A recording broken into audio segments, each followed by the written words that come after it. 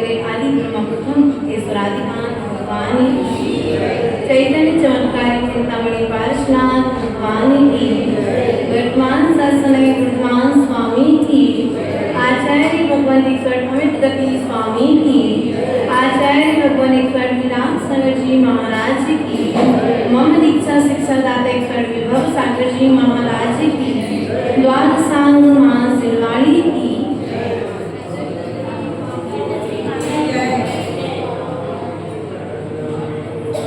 प्रिय आत्मा चलते हैं पुनः आचार्य भगवंत अमित गति स्वामी के चरणों में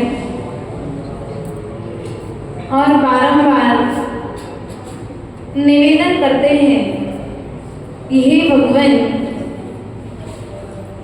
हमारे इस संसार से मुक्ति अर्थात संसार में रहते हुए भी संसार के दुखों से मुक्ति मुझे प्राप्त हो, इस भावना के साथ में आज 90वीं कारिका में हम सभी प्रवेश करेंगे। कल प्रश्न आया था कि माता जी, जब सामयिक पाठ के माध्यम से ही हम प्रतिक्रमण कर रहे हैं तो फिर अलग से प्रतिक्रमण करने की आवश्यकता क्या है? क्या सामयिक पाठ में आचार्य भगवंत अमित गति स्वामी ने अतिक्रम, व्यतिक्रम, अतिचार, अनाचार, निंदा, गर्हा और आलोचना के माध्यम से दोषों से निर्मुक्त होने का उपाय बताया है। एक काम करें, अलग से कोई प्रतिक्रमण पढ़ने की आवश्यकता, सामयिक पाठ की जो 32 कारिकाएं हैं उन 32 कारिकाओं को हम पढ़ लेंगे तो प्रतिक्रमण भी हो जाएगा और सामयिक भी एक टिकट में दोनों मजा और समय भी बच जाएगा। तो आचार्य भगवान कहते हैं नहीं, ऐसा नहीं करना है। प्रतिक्रमण अर्थात दोषों से मुक्ति, प्रतिक्रमण अर्थात दोषों से मुक्ति। कब के दोषों की? जो भूत में दोष हम कर चुके हैं, जो गलत कार्य हमने पूर्व में किए हैं, उन दोषों से मुक्त होने का नाम है प्रतिक्रमण। सामयिक अर्थात अपनी आत्मा में स्थिर होने का नाम है सामयिक। अब प्रश्न आता है, पहले सामयिक करना चाहिए कि पहले प्रतिक्रमण करना चाहिए? माता जी, सवास्ती माता जी, पहले सामयिक करना चाहिए कि पहले प्रतिक्रमण करना चाहिए? करना तो है, प्रतिक्रमण हमारा है, आवश्यक कर्तव्य हमारा है, हम कभी भी कर सकते हैं। तो आचार्य भगवान कहते हैं ऐसा नहीं है, उसकी भी विधि है। क्या है? पूजा की भी जिस प्रकार से पूजा की विधि है, सर्वप्रथम भगवान जनेन्द्र देव का अभिषेक देखने के पश्चात में ही पूजन प्रारंभ करते हैं, है ना? अभिषेक के पहले पूजा नहीं होती है। उसी प्रकार से आचार्य भगवान कहते हैं कि बिना प्रतिक्रमण किए सामयिक में प्रवेश नहीं मिल सकता है। अर्थात जिस प्रकार से आप बिना स्नान किए, भैया बिना नहाए मंदिर आते हो क्या? सुनीता जी बोलो भैया, बिना नहाए मंदिर आते हो क्या? नहीं आते ना। मंदिर आने के पहले स्नान करते हो, उसके बाद में ही आप मंदिर में प्रवेश करते हो। आचार्य भगवान यहाँ पर वही बात कह रहे हैं, प्रतिक्रमण हमारे दोषों से हमें दूर करता है, और जब दोष दूर हो जाते हैं तो हम सामयिक में प्रवेश कर पाते हैं, आत्मा के स्वरूप का चिंतन कर पाते हैं। अर्थात जिस प्रकार से स्नान के पश्चात हम मंदिर में प्रवेश करते हैं, उसी प्रकार से प्रतिक्रमण के पश्चात हमें सामयिक करना चाहिए। सामयिक के बाद प्रतिक्रमण नहीं करना चाहिए। ये करते हैं लेकिन ये दोष है। क्या है ये आवश्यक कर्तव्यों के अंतर्गत में हमारा दोष लगा रहे हैं हम। तो आचार्य भगवान कहते हैं इस दोषपूर्ण क्रिया का हमें त्याग करना चाहिए। क्या करना चाहिए? इस दोषपूर्ण क्रिया का हमें त्याग करना है। आचार्य भगवान कहते हैं सामयिक से प्रतिक्रमण से शुद्धि होती है। क्या होती है? प्रतिक्रमण से शुद्धि, और सामयिक से बुद्धि मिलती है। क्या मिलती है? सामयिक से विशुद्धि मिलती है, प्रतिक्रमण से शुद्धि मिलती है, और स्वाध्याय से बुद्धि मिलती है। क्या? स्वाध्याय से, बोलो तो, स्वाध्याय से, समझ में नहीं आई बात? स्वाध्याय से बुद्धि, बुद्धि चाहिए, ज्ञान चाहिए। कहाँ मिलेगा? सुनील रेडियो की दुकान पर नहीं मिलेगा। क्या कहा? सुनील भैया की दुकान पे ज्ञान नहीं मिलेगा। ज्ञान कहाँ मिलेगा? जिनवाणी के अंदर में मिलेगा। अर्थात बुद्धि के लिए स्वाध्याय चाहिए, विशुद्धि के लिए सामयिक चाहिए, और शुद्धि के लिए प्रतिक्रमण। शुद्धि के लिए, शुद्धि के लिए 3 बातें याद रखना। आपको जब जहां जो चाहिए है उसका प्रयोग करके देख लो। अब कहते हैं माता जी, ज्ञानावली कर्म का बंध तो हमने अनादिकाल से किया है, याद नहीं किया? आज से नहीं कर रहे हैं। ज्ञान में अंतराय अनादिकाल से हम कर रहे हैं। इसीलिए तो पंचम काल में जन्म लेने के पश्चात में भी हमारे पास मात्र 2 ज्ञान है, और वो 2 ज्ञान भी शुद्ध नहीं है। वे 2 ज्ञान भी शुद्ध नहीं है। वे 2 ज्ञान भी राग द्वेष से मिले हुए हैं, और राग द्वेष से मिला हुआ ज्ञान हमारे अंदर में अज्ञान को पैदा कर रहा है, और जो अज्ञान को पैदा कर रहा है वह दुख को उत्पन्न कर रहा है, और जो दुख को उत्पन्न कर रहा है वह ज्ञान संसार को बढ़ा। क्या कर रहा है? संसार को क्या करना है हमें? संसार को पंचम काल में आने के पश्चात में यदि हमने पंचम गति की तैयारी नहीं की, पंचम गति अर्थात मोक्ष, सिद्धालय। सिद्धालय जाना है सबको? सिद्धालय जाना है कि मोक्ष जाना है? बोलो। है? नहीं, अंतर है दादी माँ, भूल में हो। मोक्ष अलग है और सिद्धालय अलग है। मोक्ष अलग है और सिद्धालय अलग है। मोक्ष अर्थात कर्मों से रहित अवस्था मोक्ष कहलाती है। कर्मों का जहां पर क्षय किया जाता है, मोह का जहां पर क्षय हो गया है, वहां पर मोक्ष होता है। सिद्धालय जीव के रहने का स्थान है। सिद्धालय जीव के रहने का स्थान है। तो सिद्धालय में जाना है कि मोक्ष जाना है? सिद्धालय में जाना है तो निकोदिया जीव बन के रह सकते हो। बोलो, सिद्धालय जाना है, कर्मों से रहित अवस्था में जाना है कि कर्मों से सहित अवस्था में जाना है?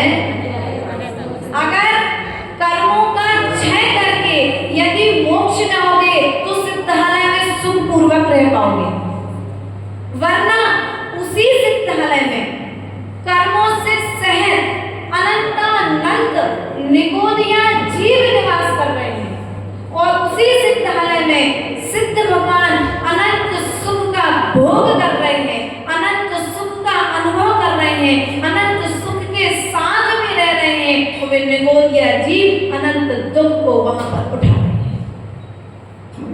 सिद्ध भगवान अपने सुख का एक अंश मात्र भी उन निगोदिया जीवों को नहीं दे सकते। यदि दे सकते तो सबसे पहले सिद्धालय में सुख निगोदिया जीवों को दे देते, सुखी बना देते। अर्थात कर्मों से रहित अवस्था का नाम है मोक्ष। हम मोक्ष की तैयारी कर रहे हैं, मोक्ष की तैयारी करके हम सिद्धालय में स्थायी विराजमान होने के लिए ये जो प्रतिक्रमण और सामयिक है, जैन दर्शन में दोनों की व्यवस्था बताई गई। अन्य दर्शनों में जहां तक हमको मालूम है कि यह व्यवस्थाएं नहीं है। यह व्यवस्थाएं अपने दोषों की क्षमा, तस्मिच्छामि उत्तम क्षमा के दिन, क्षमावाणी के दिन क्या करते हो? क्षमा मांगते हो, मन से, वचन से, कि काय से, कि उसे थोड़ी देर। आचार्य भगवंत कहते हैं रूसई समय सार ग्रंथ में आया है। उसका अर्थ है हमें विचार करना है कि हम क्षमा मांगते हैं। आचार्य भगवान कहते हैं प्रतिक्रमण 3 प्रकार से होता है। कितने प्रकार का होता है? बोलो तो, थोड़ा सा हमसे भी बोल दिया करो, क्योंकि हम तो आपके माध्यम से प्रवचन कर लेते हैं, हमको तो ज्यादा कुछ आता नहीं है। क्या प्रतिक्रमण कितने प्रकार का होता है? कितने प्रकार का होता है प्रतिक्रमण? कितने प्रकार का? कौन कौन सा? मानसिक, बोलो, मानसिक, वाचनिक और कायिक। मानसिक, वाचनिक और कायिक। मन से आपके सामने वो व्यक्ति नहीं है जिसके साथ आपकी लड़ाई हुई थी। घर में थोड़ी देर पहले आप नीतीश भैया से लड़ाई करके आ गए, है ना? आ गए, लड़ाई करके जब आए तो नीतीश भैया सामने में नहीं, वो दुकान चले गए या अन्य कामों में व्यस्त हो गए।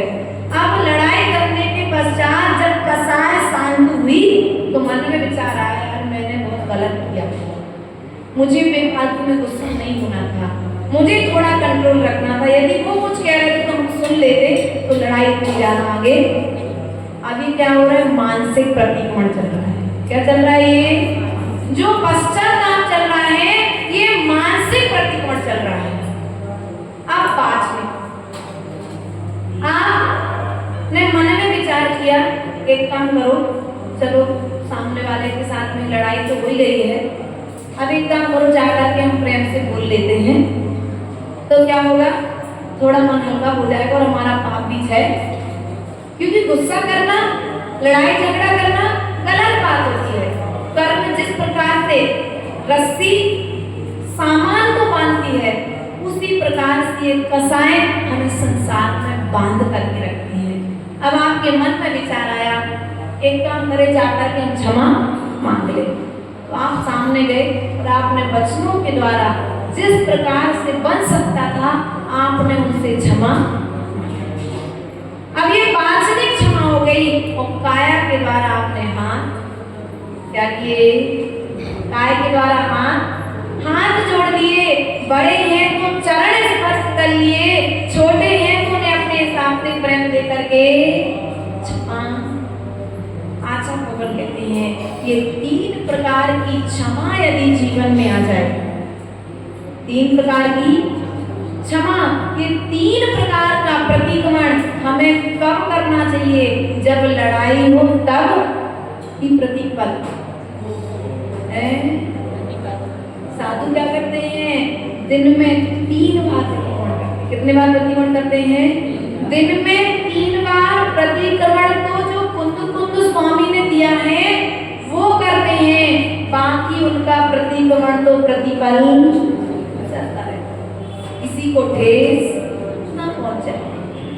आचार्य भगवान कहते हैं तप्पे कित्ते खाले भावे कदा मरण तोड़म निंदन गणहण जितो मण बचकाए पड़े कमणम। द्रव्य कितने काले, द्रव्य में, क्षेत्र में, काल में और भाव में मेरे द्वारा कहीं भी किसी भी प्रकार से मन से, वचन से और काय के द्वारा किसी का भी घात किया गया हो, क्या किया गया हो? घात किया गया हो, किसी के भावों को ठेस पहुंची हो, हे भगवान मैं क्या करता हूँ? प्रतिक्रमण क्या करता हूँ? अम्मामि सर्व जीवाणां सब्बे जीवा कमन्तु मे मिथ्ये मे सर्वभूतेषु नैरं मज्जं न कीर्ति। मैं सब जीवों को क्षमा करता हूँ, सब जीव मुझे क्षमा करें, मेरा किसी से भी पहलवान ठीक है, बहुत अच्छा प्रतिक्रमण किया, क्षमा वाणी कर ली और 20 साल पुराने किसी से बुराई थी और मंदिर में तो प्रतिक्रमण किया और दरवाजे पर निकलते ही तुम्हारा दुश्मन जिससे तुम्हारी लड़ाई हुई थी वो सामने आ जाए। अब उस समय तुम्हें अपना अध्ययन करना है कि तुम्हारे परिणामों में क्या परिवर्तन हुआ। यदि वास्तविकता में आपने क्षमा कर दिया है तो उस जीव को देख करके तुम्हारे मन में द्वेष उत्पन्न नहीं होगा, द्वेष उत्पन्न नहीं होगा। तुम्हारे मन में उसके प्रति राग उत्पन्न नहीं होगा, तुम्हारे मन में उसे देख करके क्रोध उत्पन्न नहीं होगा, तुम्हारे मन में उसे देख करके किसी भी तरह की मायाचारी का भाव उत्पन्न नहीं होगा, यदि आपने क्षमा कर दिया है तो। आचार्य भगवत कहते हैं सिद्धशिला तक जाना है। कहाँ जाना है हमें? सिद्धशिला तक यदि जाना है तो हमारे लिए 14 गुण स्थानों की यात्रा करनी है। कितने गुण स्थान होते हैं? गुण स्थान कितने होते हैं? सबको पता है? एक आध तो कम ज्यादा? आपके हिसाब से कोई नया आया हो तो हमको भी बता देना। नहीं है ना? 14 होते ना? पक्का मालूम है ना सबको? अब आपका गुण स्थान कौन सा है?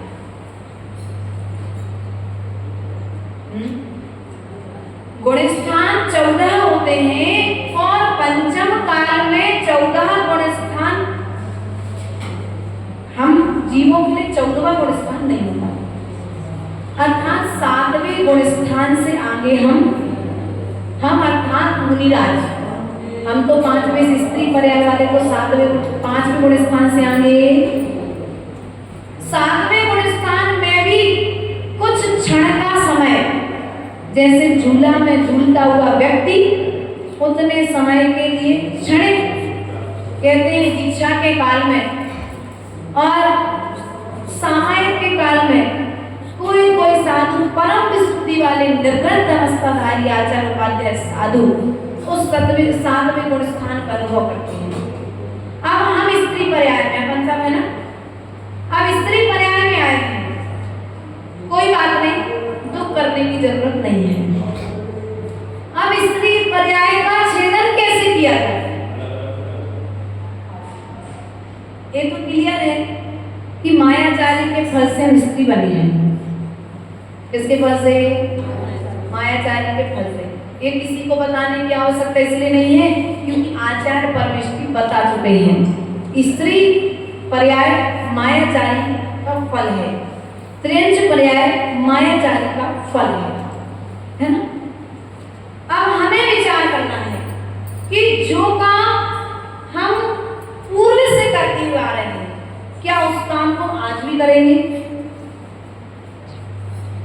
जो काम हम भूत से करते आ रहे हैं, भूतकाल से करते आ रहे हैं, उस कार्य को यदि हम आज भी कर रहे हैं, मायाचारी, छलकापड़, झूठ आदि आदि कसाय रूप में बहुत सारी स्थितियां बनती हैं, तो आचार्य भगवान कहते हैं जब तक ये कसाय तुम्हारे अंदर में चल रही है तब तक तुम्हारा संसार बढ़ रहा है और गुण स्थान अभी तुम्हारा चौथा बनेगा। आप गृहस्थ होते हुए कौन सा गुण स्थान बना सकते हो? गृहस्थ होते हुए आप 5वें गुण स्थान तक नहीं जा सकते। 5वें गुण स्थान तक कहाँ जाओगे? जब व्रती बनोगे। क्या बनोगे? व्रती बनोगे। व्रती में भी 2 प्रतिमा, 5 प्रतिमा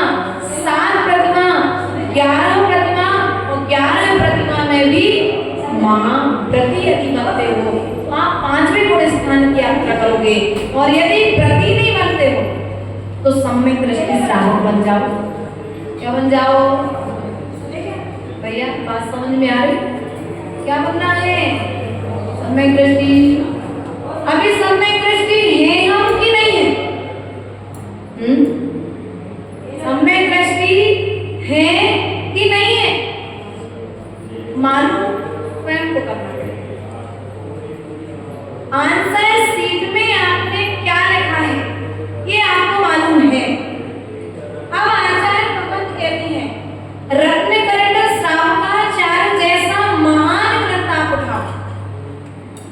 कुंद कुंद स्वामी कृत रैणसार ग्रंथ आप उठा करके देखो, उसमें जो सम्यक दर्शन की परिभाषाएं बताई गई हैं, हमारे तो 28 मूल गुण हैं, लेकिन सम्यक दृष्टि श्रावक के 70 मूल गुण हैं। 77 कितने मूल गुण हैं? 77 गुणों से सहज होता है सम्यक दृष्टि श्रावक। कौन होता है? अब आप उन्हें 77 गुणों को लिखो एक डायरी में, और उन 77 गुणों को लिखने के पश्चात चिंतन करो कि इन गुणों में से कौन कौन से गुण हमारे अंदर में हैं और कौन कौन से गुण हमारे अंदर में नहीं है। आपको पता पड़ जाएगा कि आपका भी चौथा गुण स्थान है कि पहला गुण स्थान। आचार्य भगवत कहते हैं काल पंचम है, पंचम काल को कहकर के प्रमाद को मत मालूम आता हो। हम क्या कह रहे हैं? पंचम काल है इसलिए ऐसा हो रहा है। पंचम काल है, लेकिन पंचम काल में भी मोक्ष की, स्वर्ग की तैयारी की जा सकती है। पंचम काल में भी कर्मों की निर्जना की जा सकती है। बस बात इतनी है, जितनी स्पीड से ट्रेन चलती है उतनी स्पीड से साइकिल नहीं चलेगी। लेकिन साइकिल धीरे धीरे चलेगी, लेकिन हमें अपनी मंजिल तक तो पहुंचा देगी ना। तो पंचम काल में कम से कम हम इतना कार्य तो करें कि प्रतिक्रमण तो शुद्ध मन से करते हैं। सामायिक करने के लिए हम समय निकालते हैं। कितने मिनट की सामायिक? 1 मिनट की, 2 मिनट की, 3 मिनट की, 10 मिनट की, 48 मिनट की, कितने मिनट की? आचार्य भगवान कहते हैं तुम्हें जितना समय मिले, 1 मिनट से लेकर के 48 मिनट अर्थात 96 मिनट, और हम कहते हैं 96 मिनट तो फिर भी है 24 घंटे की भी समय। 1 मिनट के लिए स्थिर बैठ जाओ, नियम ले लो। आज मेरा नियम है कि आज मुझ पर कोई गुस्सा करेगा, मैं गुस्सा नहीं करूंगी। होगी समय? क्या हो गई? हाथ पे हाथ रख कर के बैठना तो सिद्धालय में बैठने की तैयारी है। समता रूप परिणामों के साथ प्रतिपल रहना ही समय है। समय कहाँ की जाए? नदी किनारे, हाँ, कोई अच्छे पहाड़ पर, एक अच्छे बंद कमरे में, कि भगवान के सामने? आचार्य भगवान कहते हैं सामायिक ना तो नदी किनारे बैठ करके होती है, ना जंगलों में रहने से होती है, ना सामायिक पहाड़ों पर बैठने से होती है, ना वन में होती है, ना भवन में होती है। सामायिक तो अपने अंदर में बैठने से। सामायिक का स्थान कैसा भी हो बाहर में, अंदर का स्थान यदि साफ होगा तो सामायिक में मन लगेगा, और अंदर का स्थान यदि गंदा है तो सामायिक करने में मन। इसलिए प्रयास और पुरुषार्थ करो। आचार्य भगवान कहते हैं पंचम काल में प्रमाण का त्याग करो। किसका त्याग करना है? प्रमाण का त्याग करना है, आलस का त्याग करना है। हमने प्रमाण को पोष करके रखा है। पाल करके रखा है। जैसे व्यक्ति आजकल डॉगी पालते ना, अपने गोद के बच्चे को तो झूले में लेटाते हैं और कुत्ते को गोदी में बिठाते हैं। ऐसे हमने क्या किया है, प्रमाद को पाल करके रखा है, प्रयास और पुरुषार्थ को छोड़ दिया है। प्रयास पहले हार मान लेते, हम ये काम करके तो देखो सफलता आपको मिलेगी। आप हिम्मत करो अच्छे कार्य को करने की। आज आप अकेले हो, कल आपके साथ लोग खड़े हो जाएंगे। जब ये मंदिर बना होगा, हर मंदिर जब कोई नया मंदिर बनता है तो कुछ लोग सहयोगी भी आते हैं, कुछ लोग विरोधी भी आते हैं, है ना, आए होंगे। ये हर मंदिर की स्टोरी है, ये गुलाबरा की नहीं है। ये पूरे भारत देश में जितने मंदिर नए बनते हैं या पुराने बनते हैं तो अच्छे लोग भी आते हैं और बुरे लोग भी आते हैं। लेकिन जो अच्छा व्यक्ति होता है वो कहता है हम कार्य अच्छा कर रहे हैं ना, अब तुम्हें सहयोग देना हो तो ठीक, नहीं देना हो तो। उस समय वो व्यक्ति जब हिम्मत बांधता है तो यहाँ से जिनालय निर्माण हो जाते हैं और हजारों वर्षों के लिए जैन धर्म जयवंत हो जाता है। आचार्य भगवंत विद्यासागर जी ने जब कुंडलपुर बनवाया तो कुछ लोग जैन समाज के कुछ लोग विरोध में खड़े थे, लेकिन फिर उन्होंने और हम क्या करते हैं, अच्छे काम करने के, बुरे कामों में नहीं, अच्छे कामों में हम जल्दी हिम्मत आते हैं। यदि मीना भाभी सोच लें कि हमें प्रतिमा लेना है, व्रती बनना है, तो पड़ोसन आ जाएगी क्या, भले वो कभी पानी देने नहीं आती, हाँ कभी पानी देने नहीं आता पड़ोसी, लेकिन जब ये प्रतिमा लेगी ना तो फ्री फोकट में सलाह देने आएगी। अभी क्या उम्र है, अभी नाती पोती तो हो जाने दो, तुम्हें शादी ब्राइडल में जाना पड़ता है, क्या हो रहा है, ये जो तुम्हें सलाह दे रहे हैं ना, ये तुम्हें कहाँ ले जाने की तैयारी कर रहे हैं। पंचम काल में आकर के तुम्हारे लिए नरक और निगोद की यात्रा तैयार है, तुम्हारे सम्यक दर्शन को डगमगा रहे हैं। इसलिए विश्वास रखना है, पंचम काल में आकर के हमें देव शास्त्र और गुरु, इनकी देव शास्त्र और बोलो तो देव अकेले को मानोगे तो कल्याण होगा क्या, शास्त्र अकेले को मानोगे तो कल्याण होगा क्या, बोलो तो थोड़ा सा नहीं होगा ना, तो कैसे कल्याण होगा, तीनों को मानना पड़ेगा।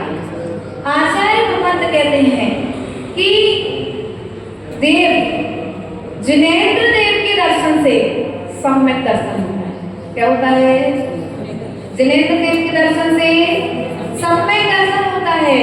जिनवाणी के स्वाध्याय से सम्यक ज्ञान होता है, लेकिन एकमात्र निर्ग्रंथ गुरु के दर्शन से सम्यक दर्शन भी होता है, सम्यक ज्ञान भी होता है और सम्यक चाल भी होता है। इसलिए पुरुषार्थ करो, पंचम काल में आप बड़े सौभाग्यशाली हो कि नहीं हो, थोड़ा सा बोल लो अपने लिए, धन्यवाद तो कर लो।